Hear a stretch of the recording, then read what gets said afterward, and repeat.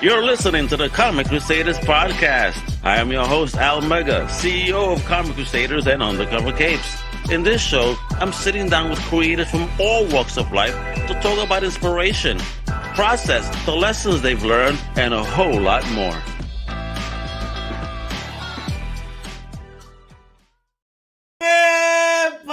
Man, this is your boy Al Mega. Welcome to a brand new Comic Crusaders podcast. And today we got a brand new independent creator. I mean, he's a creator, he's an educator, he is a writer. He has got a dope project that is live right now on Kickstarter called Proctor. It's already funded. He got several more days to go. So, you know, we got to make it rain, baby. Let me introduce this future star, the one, the only Carmelo Costa. The Triple C is in the house, baby. What's up, Al? Thanks for having me on, man. I appreciate you, dude. I appreciate you. Thank you. Thank you for coming on, bro, and hanging out, comment, talk about your dope project. I mean, congrats. I mean, in the green room, you told me this is your first, baby. You got that cherry pop on a successful campaign. Yeah, look at you, number one. You're looking like Ric Flair and shit right now, baby. Let's go. Woo! Let's go, dude. I love it.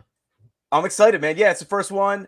We funded in 48 hours. 48 hours you funded? Yeah, 48 hours.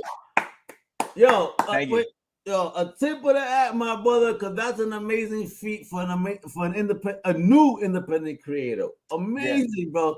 Oh, we're gonna get into how you manage all that. Don't give us all this bochinche right now, bro. Hold on. Let's slow it down so people get to know who you are, Carmen, a little bit. All right. So first up, let us know where you originally from and what is the first thing in fandom that you ever fell in love with. Oh, damn. All right. So I am from South Jersey. I'm like 25 minutes. Jersey boy? Yeah, man. Fist pump. South Jersey. Not to be confused with the fist pump. I mean, I have friends who are fist pumpers from the Jersey Shore out that way. I'm like an hour and a half south of that. All right. So like, you fist pump to the west or east? To the west. So I'm like 25 minutes outside of Philly. And my first real exposure to pop culture, my cousin grew up in Northeast Philly, and he would come and visit us in the summer, or I would go and stay with him over the summers. And he was like the first cool kid I ever met. Like he first introduced me to skateboarding. He introduced me to comic books. Like he would bring like Wolverine comics and like the Fleer cards. You know what I mean? Like, oh, word, nice. Yeah. So he would bring those over. He got me into rock music. So I was listening to like Rage Against the Machine and bands like that because of him. And then I haven't seen them yet. Don't tell me you saw them. I have not seen them yet. I would love to go see them. Me too. And then he got me into like hip hop when I got like into high school. But for comics, it was like Wolverine comics and movies like The Crow kind of set the stage for me, where I was just like, I need to do. I would like to do this. I saw The Crow in the movie theater when it dropped. I was a kid in high school working at Citibank in the co-op program. And the weekend it dropped, me and my boys went to 42nd Street, Times Square, bought a bottle of Southern Comfort, snuck it in, dipped it into the soda, and enjoyed the shit out that movie. It was wonderful. It changed everything for me. Absolutely. Yeah. We had fun with that movie, though. I mean, we were tipsy. You know what was crazy? It wasn't even full, the theater. For real? It was just a couple of dudes, and we all screaming at the theater, and motherfuckers are smoking in the front.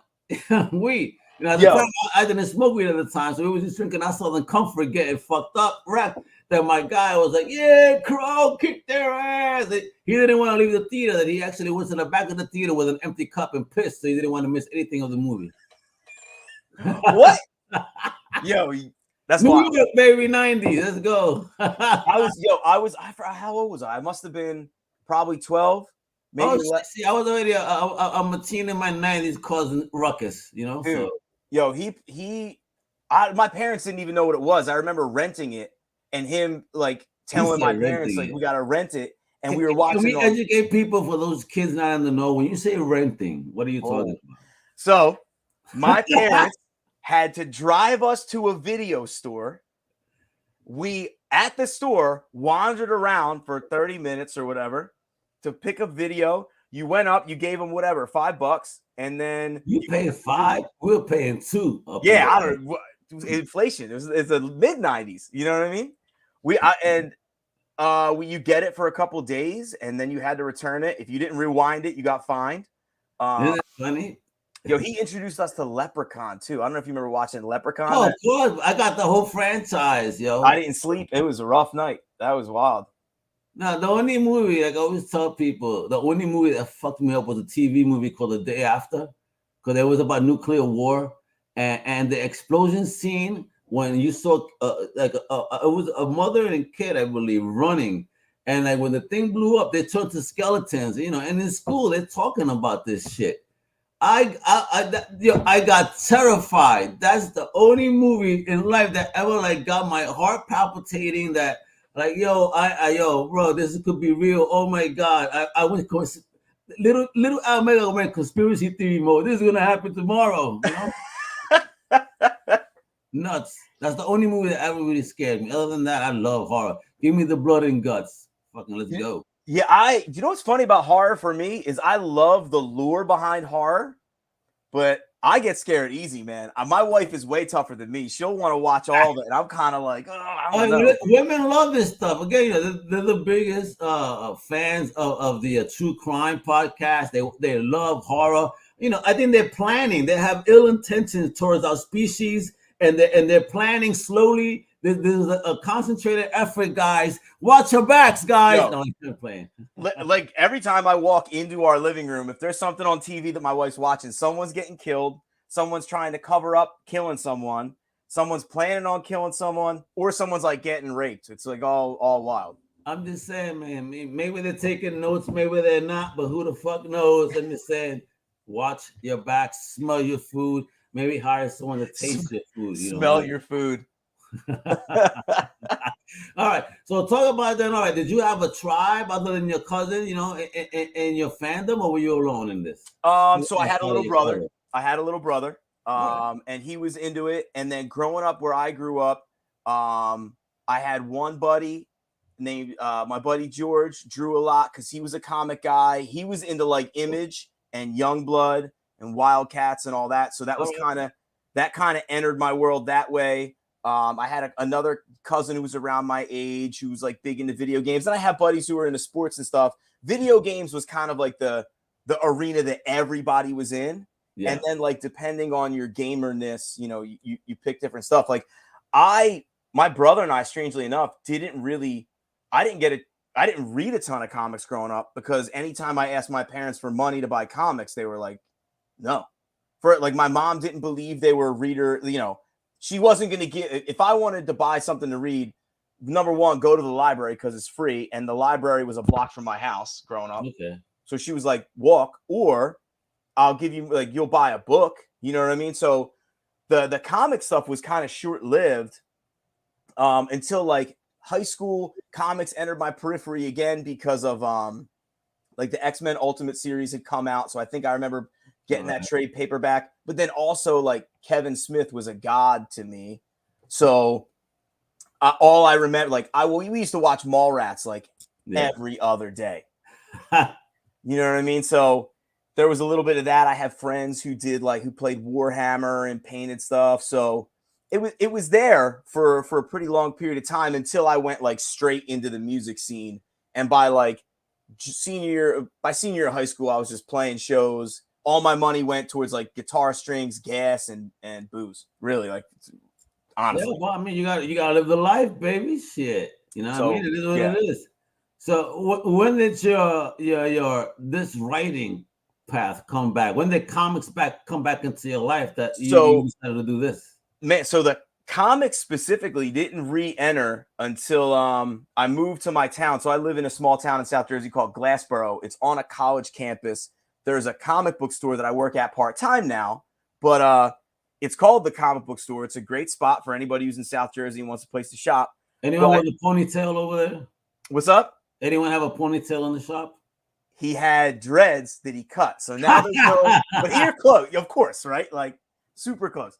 So I was going there and I was like, man, I'm by this store. I finally have money. I was a teacher at the time. I'm still a teacher, but I was teaching at the time. I'm like trying to bring in new things in the classroom. So I would go. Thank you for your service as a teacher, especially in Jersey. I know that shit must be crazy. It's not bad. This year's a knock on wood, man. This year's going good, But so I bought a bunch of trade paperbacks, and I was like reading the Sandman, Saga, and a bunch of like the indie, the more indie stuff.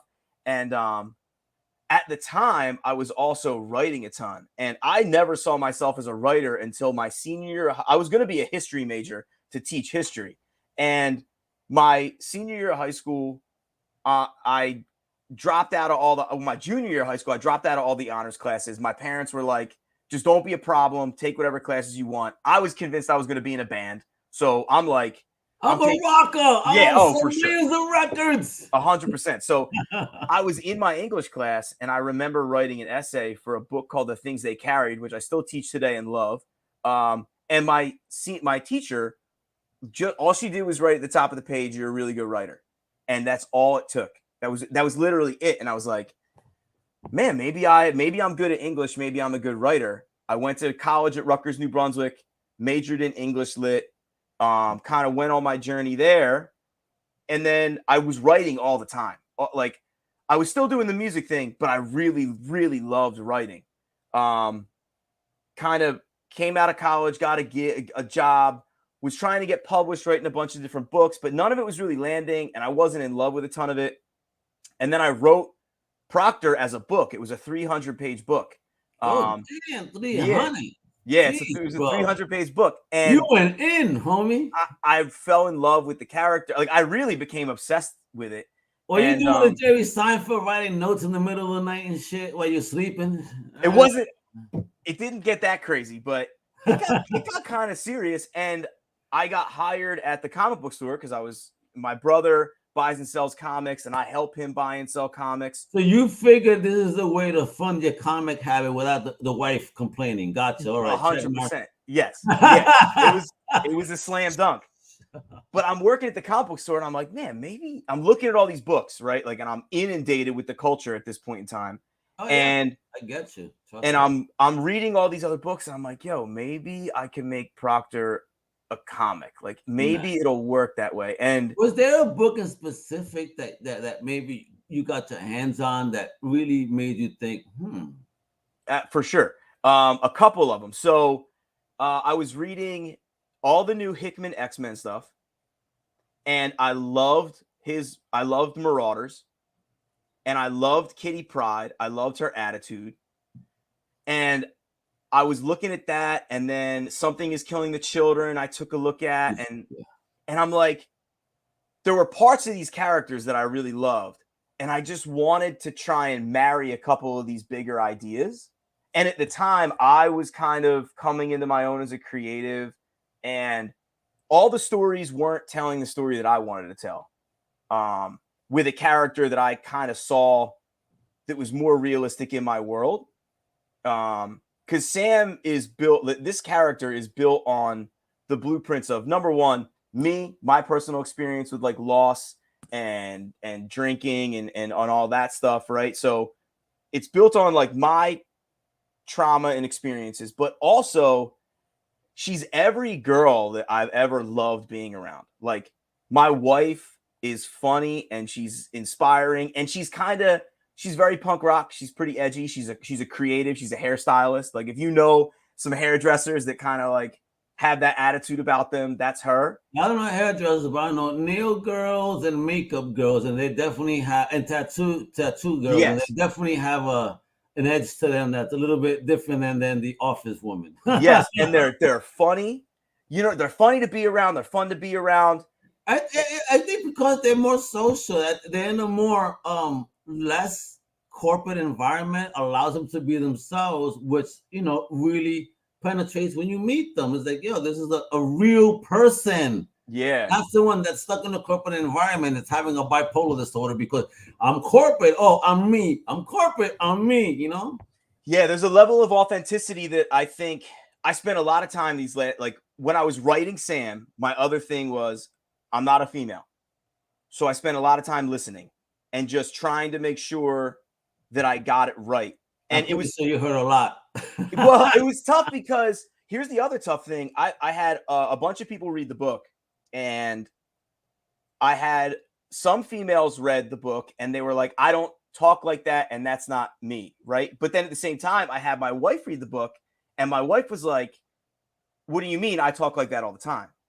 So I was I had to make sure I was navigating this the right way so that it was authentic, but I wanted to be more truthful to the women I love being around. I had funny aunts, you know what I mean? I get you. So I just wanted to make sure I did them justice, you know what I mean? Wonderful. So that's a long-winded story about my journey. I hope that wasn't too much. And that's fine. Now, let's bring this baby up to the stage.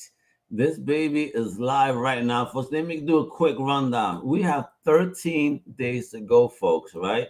A big old salute to those 83 backers. Yo, thank you so much for supporting independent creation. He was looking for $4,500, folks. Right now, we're at 52. Whereby, funded. Congratulations. Wonderful news. And folks, you know what I mean? This got funded, as he said earlier, in under 48 hours. Do you want to see why? We're going to take a look at the trailer right now. All right. And then we're going to get right into this beautiful art, the story, the world, the Costaverse, and a whole lot more. Check it out.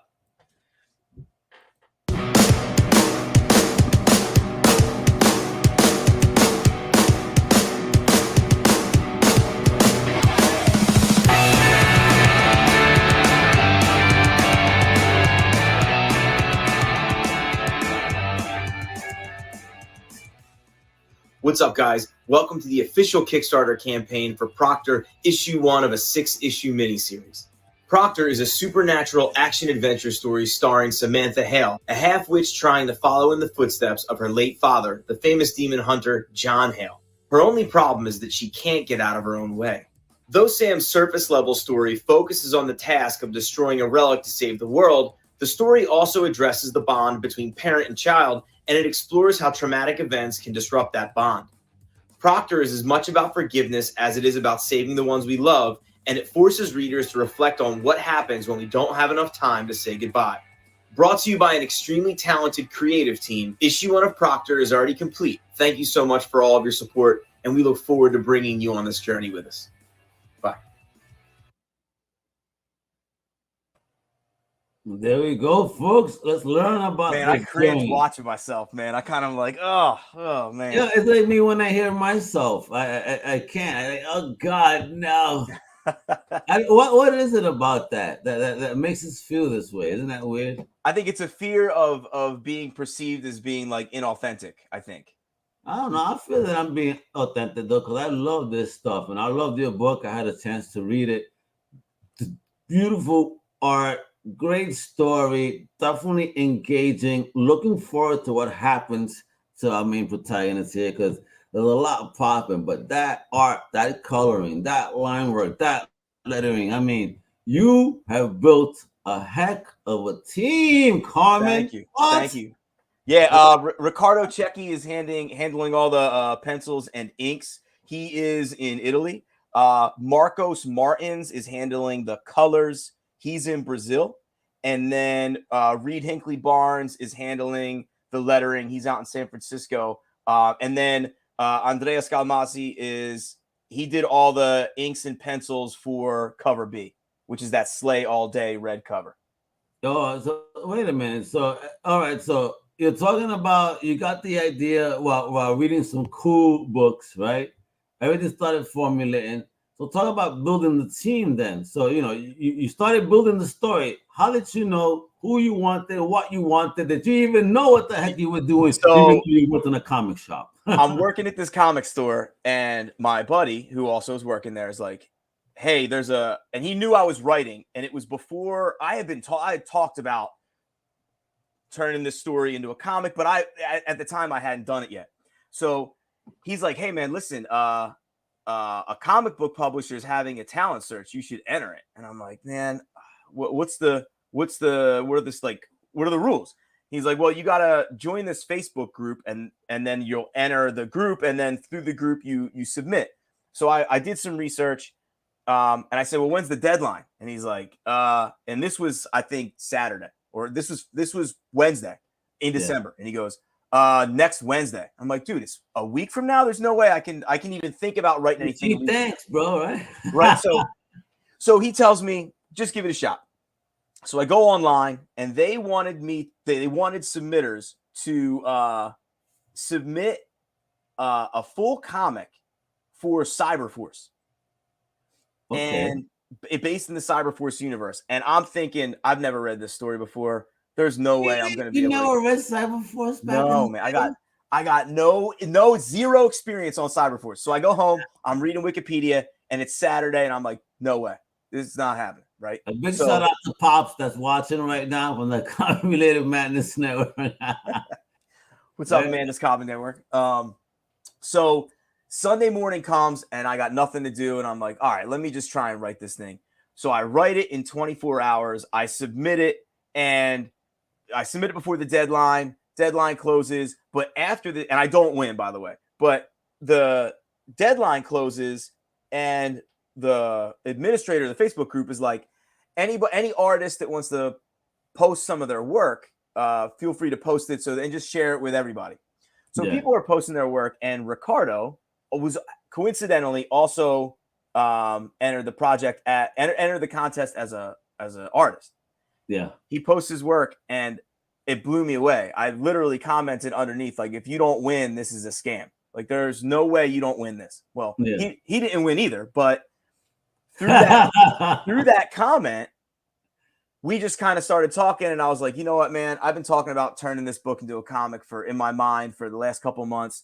I just messaged him, was like, listen, if you're open for submissions, take a look at this script. I wrote the first 5 pages, and if you like it, great. If you don't like it, no harm, no foul. If I suck, I suck. I get it. It's not a big deal. He read it, liked it, and then we were off to the races. And then he put me in contact with Marcos and Reed, and Andrea, and it's just been we've just been rocking and rolling ever since. Amazing. And who did this cover? Was that him? That's Ricardo. Beautiful. Yeah. I mean, look at it. Can you tell us who is that on the cover? So that is Sam. That's Sam Hale, and she's dressed that way. So I know when I said, like, I was inspired by, like, Bloodstone, Something is Killing the Children, she's dressed in a very specific way. That in this first issue, her best friend is going to make comment about how she's dressed.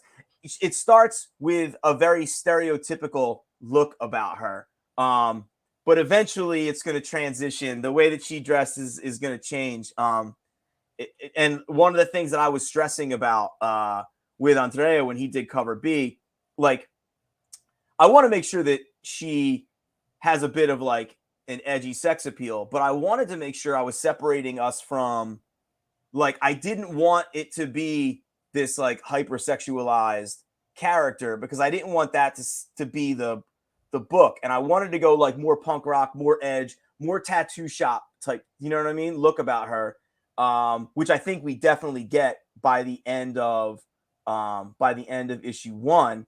Yeah. And as we transition into issue 2. So that's kind of the character design, really. Wonderful, wonderful, wonderful. Let's go. Hey, oh my God, look at that, yo. Fire. Yeah. And anybody who backs the book, one of the tiers includes that t-shirt, except it's going to be written in red. The Slay All Day is in red, because I wanted to make it a little different, bloodier. It's just in time for Halloween.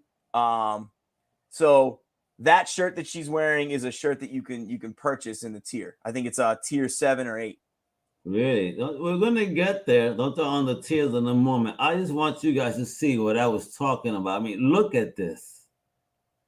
Look at that lettering. Look at that panel work, and look at that art. Holy shit. Bro. How did you feel when you started getting these type of pages in your inbox? I don't want to sound over dramatic. I couldn't breathe, man. Like, when I got the first, because the way I go ventilated, you go, wait, when you get a bag. Legit, like heart palpitations. Because I wrote this script with this idea in my head. And you know, you kind of just assume it's going to be somewhere around there. And then Ricardo sends me first just the sketches, like really rough sketches, the panel layout. And I'm like, oh man, that's pretty good. That's pretty close. And then he sends me the pencils, and I'm just like, I have nothing to say. Like, I don't have anything to recommend to you, man. Like, he is, he's special, you know? Amazing. But how did you even find the other guys, though? I mean, seriously, you got him, and then you got the letters. I mean, how does what magic and sorcery did you work here? I got lucky, man. Like, I just showed up, truthfully. Like, I just showed up and wrote the script to the best of my abilities. Walked into the room. Hey! Yeah, and then Marcos Martins with the color work. The way he works with light on these pages and on these inside pages when you guys see the rest of the book, like the light of the moon, it's amazing, man. And again, you can even tell. I mean, look at how beautiful the coloring just is on this panel, just right here, with the character, the background, really highlights. It's just beautiful, a wonderful piece of art, and also definitely a very 90s feel to it for me too. Love it. Yeah, so I love it. I'm a 90s guy. You know what I mean? I wanted to move kind of in between that 90s feel that I fell in love with, right? That I think a lot of us fell in love with. Yeah, man. But Ricardo has this modern work, and Marcos can make it pop in a way. It's Ananias even. Definitely I think you're gonna grab that fan base big time based on the artist. I mean, look at this, yo. Look at this. Yeah. Insane, yo. Holy shit, bro. Thank God I don't know how to swim, because I wouldn't be in this position. Yeah, and then Reed really came through with the letters, man. I with the sound effects. There's a sound effect on one of the pages. A buddy of mine, it said, he felt the sound effect when it happens, and it's that was the goal, man. These guys really crushed it. I just kind of gave them the script, and they delivered. Dude, look at this, the blood here in the water. This looks fantastic, yo. So well done. Actually, really well done. Blood doesn't always translate very well, but here, shit, especially in the circumstances that they're in, wow, just, you definitely caught it.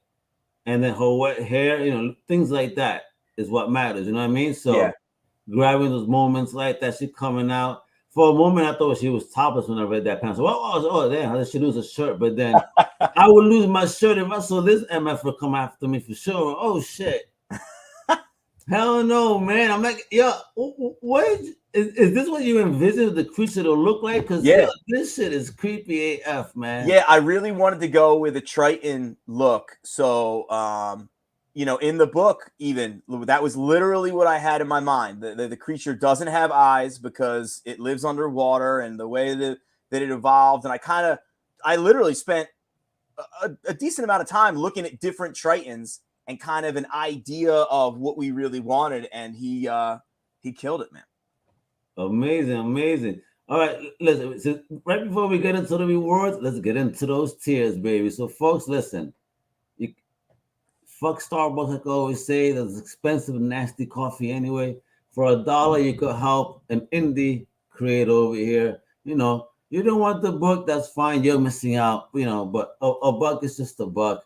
I mean, you guys throw that away easily on garbage all day, every day. But of course, everybody wants something, baby. And you can start with a tier 1 digital package at $10. So look at that. It's what is it? Desktop and phone wallpapers, cover A, cover B, cinema poster, and a Sam sketch art digital for $10. Yo, what? Nice. Yeah, man. We try to deliver. Like, I wanted to make sure that you were getting a lot of digital stuff when you went with the digital package, for sure. And when you want physical and you want to smell that ink, baby, and get high, I hope you're using that premium ink, bro. Are you using that good premium? Of course. That's all we use. I mean, the one noser. Shit, this is like 19. That's that Magnum 44 art class. Hey, let's go. Holy shit, bro. Get a physical copy at $15 with a cover series by artist Ricardo right there. And also includes tier 1. So guess what, folks? You got that physical goodie, but full of all the digital goodies for only $15. Great deal, a lot of swag. Love those type of deals. And if you're, of course, the collector, cover A and B for $25, yo. Because you want that variant. You want that. Everybody wants that variant. You get cover A, then your boy get cover B, and you're like, nah, yo, I want that shit too. You get both, guys. That way, maybe one you could get signed, and the other one you could get framed. Because that cover B is beautiful. I would frame the shit out that cover. That's a beautiful cover. Signature package. Oh, we're about $30. You get them signed. Hey. Oh, not just by you, but the artist too, huh? Oh, nice. No, just me. Hold on. It says just both of us? Wait, by creator, cover A by series artist, and cover B by guest artist. Cover B is the artist. Yeah. Oh, yeah. So it's just my signature. I got to change that. Oh, really? Okay. You got to change that real quick. I got to change the way that's written. Yes, because I misunderstood that even. All right. Well, you know what? And then you can say Proctor's writer signature package. Right? There we go. Make it clear, folks. Proctor poster package. So 2 signed books by Carmen. There we go. Cover A and B. Again, look, by cover B or by guest artist. Sorry. It just kind of changed the language a bit. Yeah. So just to clarify, that's not his signature. Boom, boom. And then you get 4 items included. A whole bunch of goodies. And that's what he was talking about here. The t-shirt, baby. In red. Look at that. Let's go down on that one. Wepa, right there. Woo! Wait, yeah, so tier 6 is just 1 t-shirt. That's that one. And then tier 7, you get 2 t-shirts. And on that one, Eater, Vampire Slay all day, baby. Yeah. So a quick story about that Eater t-shirt. So I'm big into hardcore. I'm big into punk rock. And Sam is too. So she is that is a fictional band that is from Philadelphia that's not real. And essentially, I wanted to create this fictional band merchandise and everything. So, like, if you are a true fan of the book and you become a true fan of the whole world, you're absolutely going to want to get an Eater t-shirt, because if you see another person wearing an Eater t-shirt, you'll know that y'all both are fans of this book. Gotcha. I almost misunderstood that for something else, as a message to the ladies, like, hey, God, hey, ladies. Hey. No, at least not right now, but you know. Wepa, let's go. I'll wear that in the club. I'll be very popular. All right. Awesome. Then we got the tier 8, all 7 rewards, their own image drawn into a panel of the next issue. So, all right, you said there was a 300-page written book. Yeah. So how many issues did you break this baby down into? Have you thought that out yet? 6. 6. Yeah, it's a 6. So what I realized was I was moving back through the book, and Ricardo and I were talking, and one of the things that I really started to understand was the economics behind writing a book, right, and publishing a book. You at the end of the day, it is the comic book business. So you have to really understand the business model before you even decide to really start writing the book. You kind of have to have an idea of how you're going to sell the book and what makes the most sense. So I took the 300-page book. It came down to 12 issues. That was my initial idea, was I can take 300 pages and make 12 issues. The Maxi series, like back in the day, yeah. Yes, but the 12 would have been, number one, too expensive to launch. And number two, as I was going back through the book and peeling out these issues, I realized that I didn't have 12, I had 8. So then I thought, okay, I was talking to Ricardo. He's like, well, maybe just shoot for 6, because 6 issues is a really nice trade paperback. And financially, it made more sense to try and shoot for the 6 issues. So what I'm doing is... So let's talk about that. So you're saying, if it feels like a great trade paperback for 6 issues, how many pages per issue are you aiming for? It's going to be 24 pages an issue. Oh, nice. Ooh. Yeah, you're getting a legit story. It's going to be girthy. Wepa. Yeah, it's going to be good. It's going to be good. Now, here's the thing. The plan is... All right, so we went from 8 to 6, but I had 12 in mind. And the question was like, well, why did I have 12? Was because in the book, there are all of these chapters that are kind of like short stories and side things. So the plan is I can probably do the fans some service and do this and honor the story the right way. So if I do this 6-issue mini, I can then turn these other chapters and other parts of this book into short stories. Ooh, it's a nice one-shots. Nice. And I could do one-shots. I can play around with quite literally like a picture 4-issue book. minis, 3-issue minis, Yeah. 2-issue. I mean, even 2-issue minis are a thing nowadays. You know what I mean? So. Yep.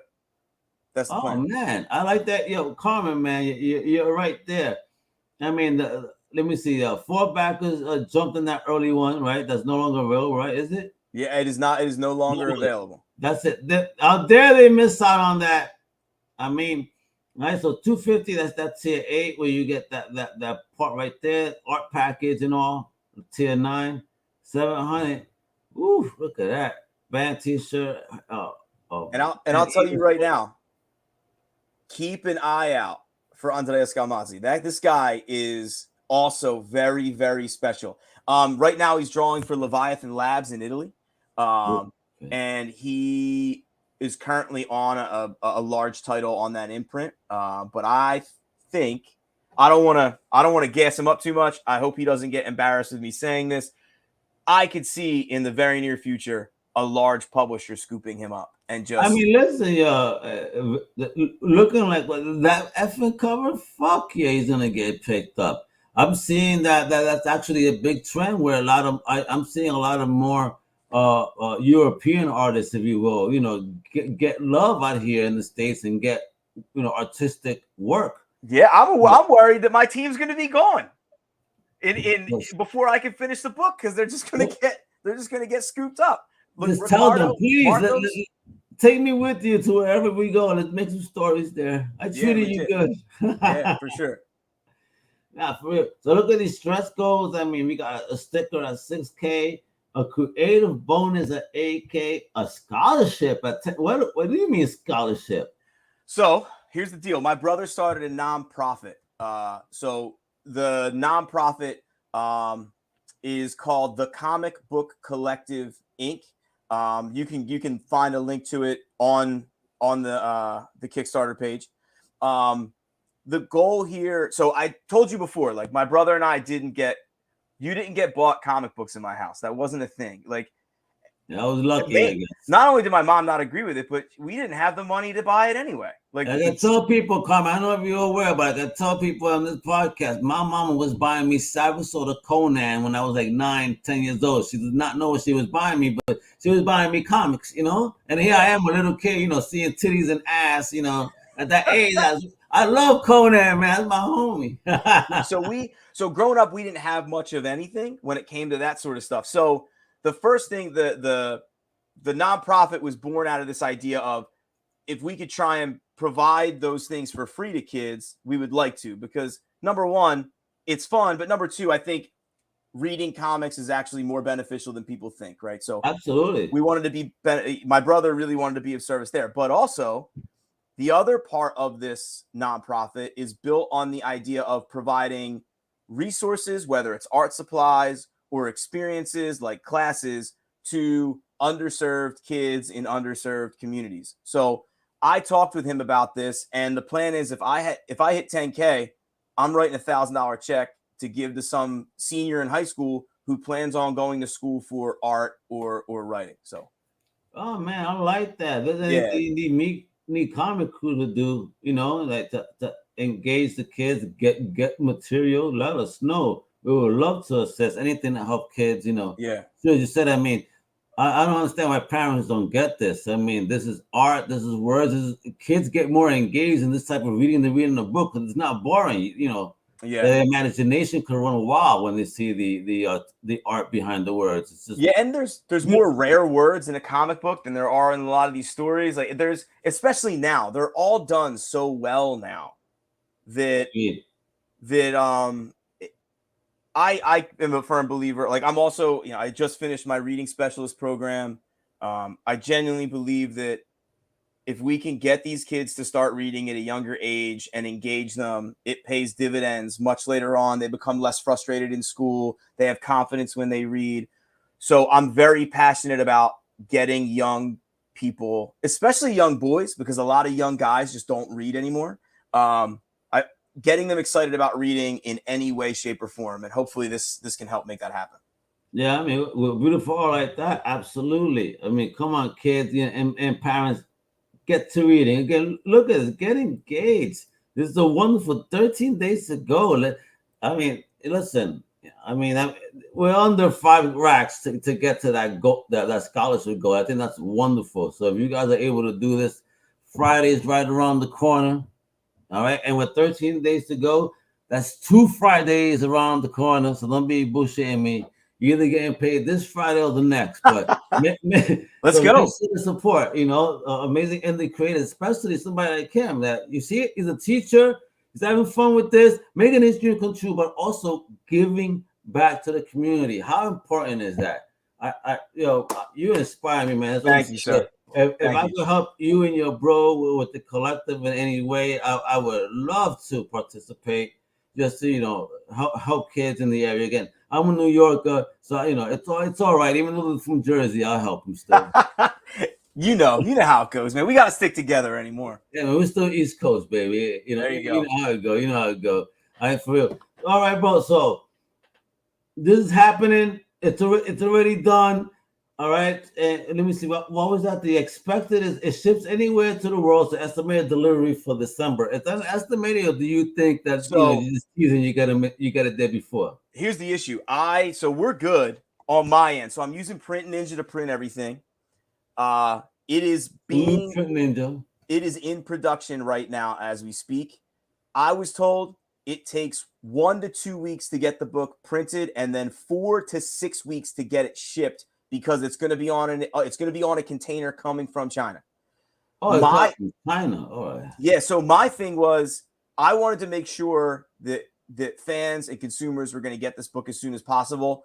So I foot the bill for the project before we even funded. Oh, shit. So it's already on the way. It's already on the way. Like I said this, I want full transparency. I want people to know how passionate I'm about this. I want people to understand the stakes that I put in. This whole project cost me $12,000. Ooh. And I am exceptionally aggressive when it comes to making things a reality. And I'm a firm believer in this project. So here's the deal. That $5,000, whatever we raise if we hit $10,000 after the scholarship, after my artist bonuses, after everything, that's going right into issue 2. Ricardo starts issue 2 next week, Monday, because I want to make sure that you guys get this book. I don't want it to be one of those things where you're kickstarting an idea that might not come to fruition. And I believe in it enough that I'm just going to put my money on the line and we're going to make it happen. Exactly. Show and prove, baby. Show and prove. That's how it works. And that's the synergy you got to put. And you putting it out. I love the passion behind it. Yeah, man. Show and prove. That's what it is, kiddo. A real entrepreneur. Thank you. Look, I tell people we're coming. Man, I started a publishing company out of South Jersey now. I'm coming for everything. We're coming for it all. And I grew up DIY, man. I grew up selling tickets to come to shows. I sold T-shirts. I sold other things I shouldn't have been selling, but I still sold things. Yeah, but here's the thing though. You understand the grind. You understand that if you believe in it, you have to put something on the line for people to buy in. I'm not going to ask anybody to do anything that I wouldn't do, because then if my money's not invested, how much do I really believe in it? Right? It's easy for me. It's easy for me. Saying. Show and prove. Yeah. And when you put your money behind it, of course, no one could talk shit. You know what I mean? End of the day, anyone talks shit, it's all right, you do something and you put your bank on it and you tell me how it goes. Yeah. You know what I mean? Again, I love entrepreneurs like you. I mean, again, you're a teacher. I mean, you're doing this on the side, on top of it. You know what I mean? So yeah, I've got 100 essays I got to grade by next week. So. Oh my God! On top of a live Kickstarter, folks, you hear this? Yeah. Help this teacher out, yo. Yeah. Let's take a little bit of stress off, just a tad, if you will, and let's fund this to 10,000. Bring some happiness. Once he sees 10,000, he'll be giving all those kids an A+, no matter how bad that essay was. I mean, I dig the energy, bro. All right, brother. So again, a big congrats, because again, this was your first project, already funded. So in this very young experience of yours in this world, what can you tell creators, on how to possibly maybe get a project funded, especially a first? What did you do different? What can you educate them on? So what's the secret sauce, bro? Yeah. So here's the secret sauce.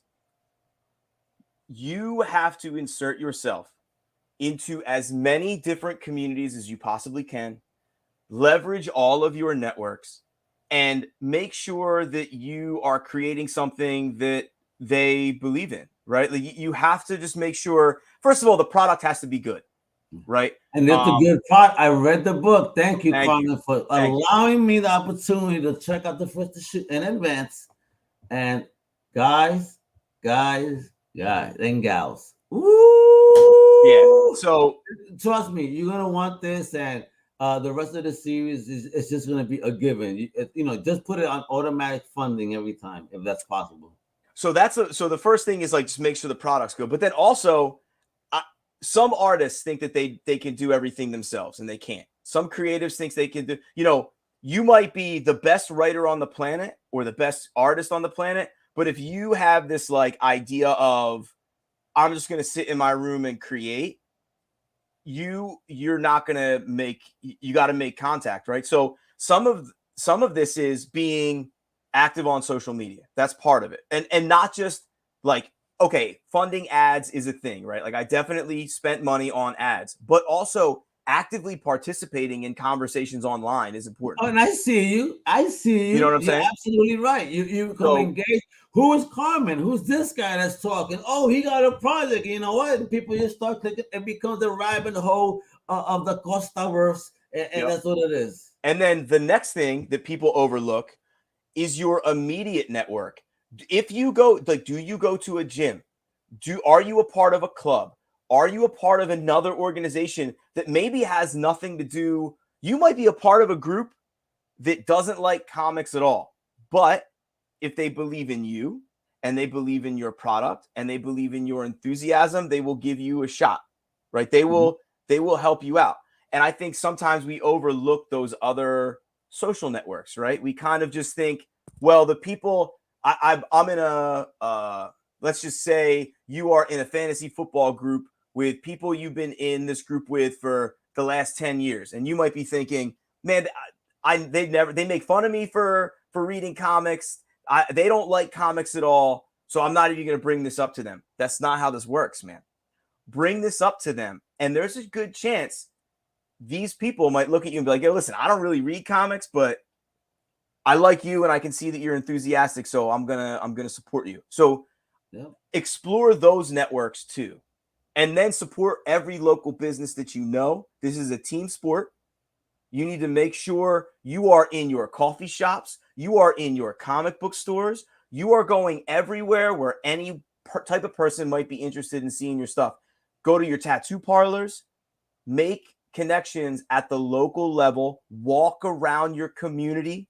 And you are not too good for guerrilla marketing. I posted a video about that the other day. And talk to fans, talk to tables, have business cards or have a flyer. Very important to me. Have a damn business card. You know how many people I went to over the week at New York Comic Con, and many of them are, oh man, I don't have a card. I'm like, the fuck. So how'd you grow Comic Crusaders, right? Like it wasn't just you turn the switch and then just posted something online. Yeah. Right. You grew this out of will, right? Like willpower. Yeah, man. I'm a Green Lantern, baby. Even more so. I'm a Green Lantern, Red Lantern mix. I got both rings. And compassion. I have compassion. I'm nice to some people, like my indie creators. Yes. But I think people overlook getting their shoes on and taking a walk. Yeah, bro. And that's really, I think it's more important than anything. For sure. Preach that. Yeah, man. Be social. Get out there. Talk. Navigate. I mean, so many people do want to listen to what you got. They are in fact interested, but you don't know unless you open your mouth. Get out of that shell. Because I also know a lot of creatives are shy. You know, they are. You know what though? I was shy, but when this camera turned on, you know, my government name guy dies, and Almega lives, and that's it. This is what it is, baby. Well, it's because you're a New York guy. It's because we're from. I think a lot of it is we're from. You know, we're fortunate that we're from the Northeast. Our communities allow us to kind of have to be like I'm. Believe it or not, my wife will tell you, I'm an introvert a lot of the time, but I know that in order for things to survive, I have to be an extrovert. So my introverts out there, my introvert creatives who like to kind of just say, well, I don't do that because I'm an introvert. It's a poor excuse, right? Yeah. You got to just, or you have to engineer a series of habits that allows you to get out there, because that's how people know that you believe in what you're doing. Let's put it in pop culture terms that maybe they understand.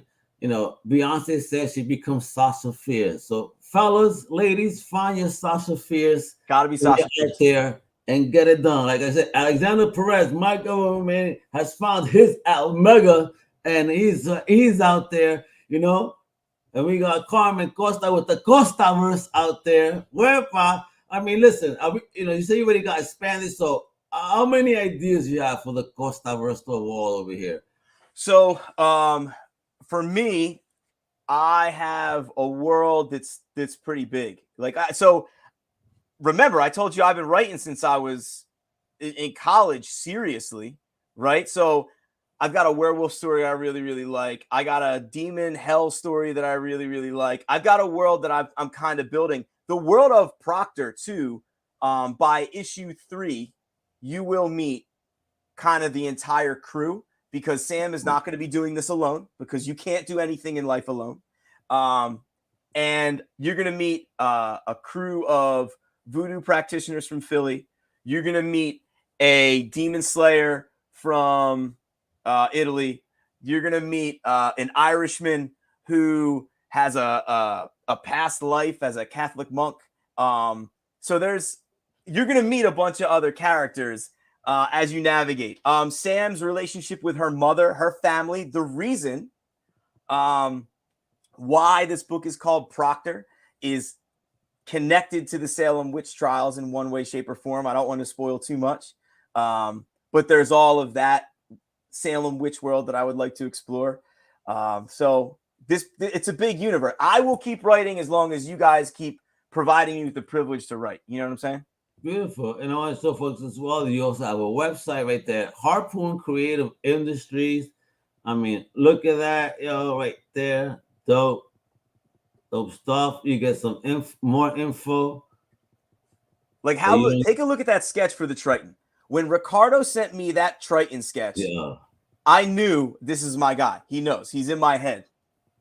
Yeah, that is sick, man. And yeah, Hector Molina. Yeah. Yeah. Joey Spatafora is named after the village that my father's family's from in Sicily. So he's the bad guy right here, huh? Yeah, Hector Molina, for what we know right now and understand, is the bad guy. How and why, I'm not going to get into yet. I'll spoil that. I think you'll get that issue 5 and 6. Excellent. But look at that artwork, though. Are you guys seeing what I'm seeing here? That is gorgeous, yo. Look at this stuff. Yeah. Oh, real quick, just to make sure, for any writers out there that want to or think about creating a comic, pay your artists and pay them well. I need to make sure I'm clear about that, man. Don't try and shortchange anybody. If it's outside of your budget, it's outside of your budget. But you know, you have to have those hard conversations about what rates look like. And I think you get what you pay for. I think sometimes we like the idea of creating a comic book, or we like the idea of supporting a creative, right? There's that idea. But then when it comes time to vote with your money, you're kind of like on the fence about, you know, if you really want to give the money or not. This is the kind of product that you get. You know what I mean? I agree. And absolute truth. Take care of, you know, not just your artist, but your whole team, as a matter of fact, that's involved, and make sure everyone's taken care of, because again, when they're taken care of, they become the product of love that shows exponentially in the end product itself. Yeah, and my the raise here. the raise that I'm going to give my team, it's every creative that I worked with on this. Whether it's Rafir Roberts, who I believe Plastic Farm is his Instagram handle. He handled all the pre-production for the printing, which I didn't even know was a thing. Getting all the bleeds and the colors right. I thought my team, I thought I just get my PDF and I send my PDF to Print Ninja and they just send it to China and get it printed. But they were like, oh, well, you have to make sure all of these other things are right with the product before we ship it, because the printing ink process is different from the digital coloring process. Okay. So, that gentleman is going to catch the 10% raise. The song that you hear in the music in the movie trailer, my buddy Ryan Beatty is a producer out of LA. He's going to get a cut. Take care of all of your creatives for sure. Absolutely. Love it, love it, love it. There we go, folks. This is the amazing Carmen Costa. The project is Proctor. It is live right now. The links are also below in the show notes, all right?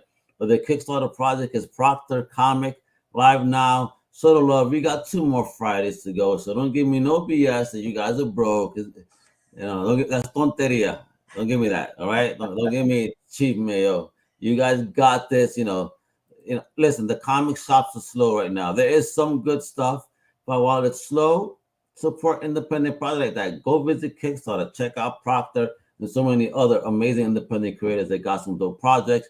And I mean, again, you want some character bios and whatnot, go visit the harpooncreativeindustries.com website, where it gives you a little bit more insight to, to the wonderful world that the Costaverse is bringing on to us, all right? So, Carmen, once again, thank you so much to my fellow creators and my fellow producers and my fellow fans and the watchers and everybody that's out there doing their thing. Thank you. Much love. Hasta la próxima. Thank you. Ciao. See you. Thank you for listening to the Comic Crusaders podcast. If you like the content, please subscribe and turn on notifications. Also, please visit comiccrusaders.shop and our extended podcast family over at undercovercapes.com. And also make sure to download the Comic Crusaders app on the Google Play Store today.